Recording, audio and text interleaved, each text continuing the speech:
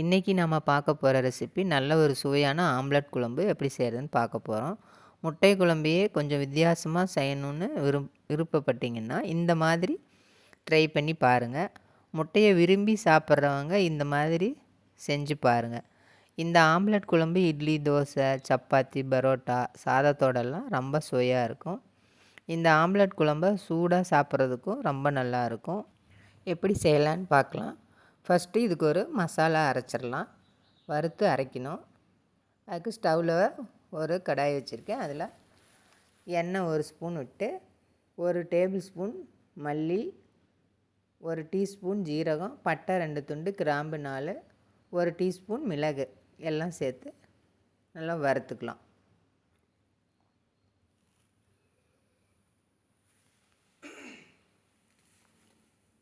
நல்லா வறுபட்டு கொஞ்சம் வாசனை வரணும். அதுக்கப்புறம் அடுத்தடுத்த பொருளை சேர்த்துக்கலாம்.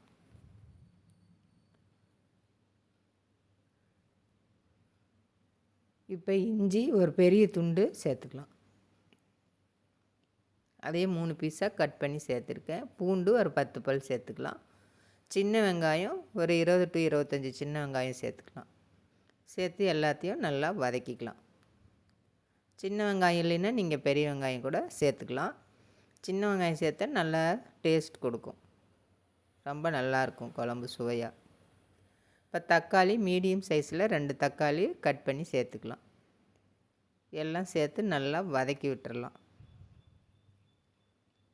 எப்பவும் ஒரே மாதிரி முட்டையை வேக வச்சு கட் பண்ணி போட்டு செய்யாமல் இந்த மாதிரி ஆம்லெட் போட்டு செஞ்சு பாருங்கள். ரொம்ப சுவையாக ரொம்ப நல்லாயிருக்கும். இப்போ இதோட கருவேப்பிலையும் ஒரு கொத்து சேர்த்துக்கலாம். எல்லாமே நல்லா வதங்கி வந்துருச்சு. இப்போ இதோடு நம்ம தேங்காய் ஒரு 4 டேபிள் ஸ்பூன் ஆகிற அளவுக்கு தேங்காய் சேர்த்துக்கலாம். துருவலாக இருந்தால் 4 டேபிள் ஸ்பூன் சேர்த்துக்குங்க. அப்படியே தேங்காயை கட் பண்ணி சேர்த்ததாக இருந்தால் அரை மூடியில் பாதி சேர்த்துக்குங்க.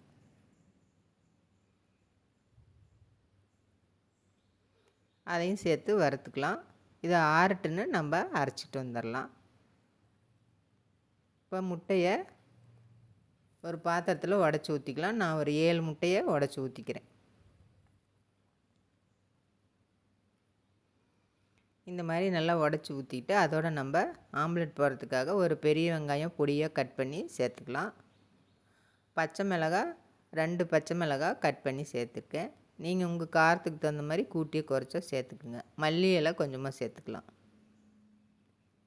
அதோட இதுக்கு தேவையான அளவு உப்பும் சேர்த்துக்கலாம்.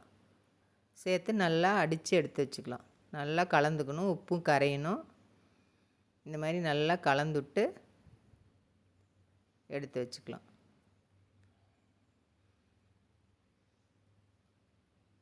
இப்போ நல்லா கலந்து வந்துடுச்சு. இப்போ நம்ம இது இருக்கட்டும். அடுத்தது நம்ம ஒரு மிக்ஸி ஜாரில் நம்ம வதக்கின பொருள்லாம் ஆறிடுச்சு. அதை போட்டு அதோட மல்லி இலை கொஞ்சம் சேர்த்து அரைச்சிக்கலாம். இந்த மாதிரி நல்லா நைஸாக அரைச்சி எடுத்துகிட்டு வந்துடுங்க. இதுவும் ஒரு பக்கம் வச்சிடலாம். இப்போ அடுத்ததாக ஸ்டவ்வில் ஒரு பேன் வச்சு அதில் 1 ஸ்பூன் எண்ணெய் சேர்த்து நம்ம ஆம்லெட்டுக்கு கலக்கி வச்சுருந்ததை இதோட ஒரு கரண்டி எடுத்து சேர்த்துக்கலாம்.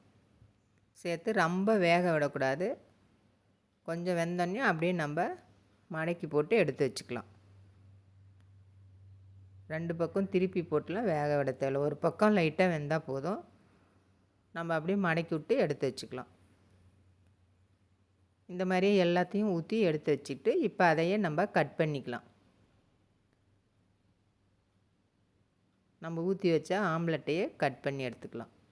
இந்த மாதிரி சின்ன சின்ன பீசஸாக கட் பண்ணிக்கலாம். இப்போ ஸ்டவ்வில் ஒரு கடாய் வச்சுருக்கேன். அதில் 2 டேபிள் ஸ்பூன் எண்ணெய், அரை டீஸ்பூன் ஜீரகம், 1 டீஸ்பூன் கடுகு, காஞ்ச மிளகாய் 2 சேர்த்துருக்கேன். நீங்கள் பச்சை மிளகாய் வேணாலும் 2 சேர்த்துக்கலாம். காரம் உங்கள் விருப்பம், கூட்டியோ குறைச்சோ சேர்த்துக்குங்க. இதெல்லாம் பொரிஞ்சு வந்தோடனே கருவேப்பிலை ஒரு கொத்து சேர்த்துக்கலாம். இதுவும் பொரிஞ்சு வந்தோடனையும் நம்ம அரைச்சி வச்ச மசாலாவையும் சேர்த்துக்கலாம்.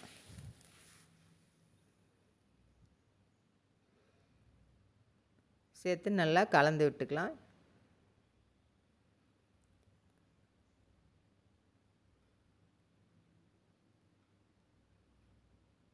நல்லா தாளிப்போடு சேர்த்து இதை நல்லா கலந்து விட்டுட்டு இப்போ நல்லா வதங்கி வந்துருச்சு. இப்போ இதோடு நம்ம மசாலா சேர்த்துக்கலாம். கறி மசால் 2 ஸ்பூன் சேர்த்துருக்கேன்.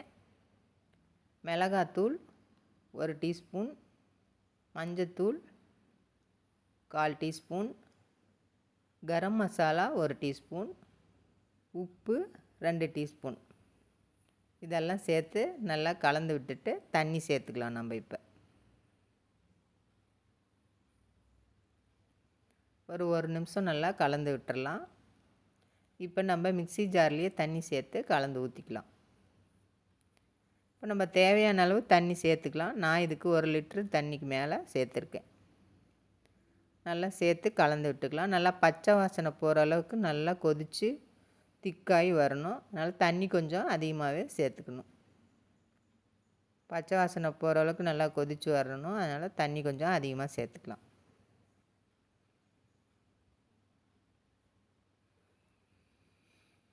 இப்போ இது நல்லா கொதிக்கிட்டுன்னு மூடி போட்டு மூடிடலாம். இப்போ நல்லா கொதித்து நல்லா வாசனையாக இருக்குது. இப்போ இதுலேயே நம்ம ஆம்லெட்டை சேர்த்துக்கலாம். நல்லா கொதித்து வந்துருச்சு பாருங்கள். திக்காயும் வந்துருச்சு. இப்போ நம்ம கட் பண்ணி வச்சுருக்க ஆம்லெட்டை சேர்த்துக்கலாம். இதில்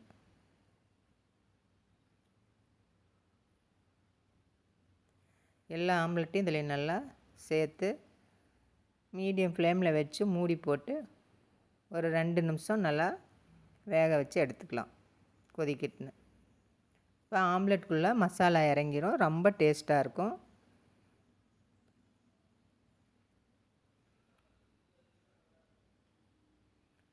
எல்லா ஆம்லெட்டும் இதில் சேர்த்தாச்சு.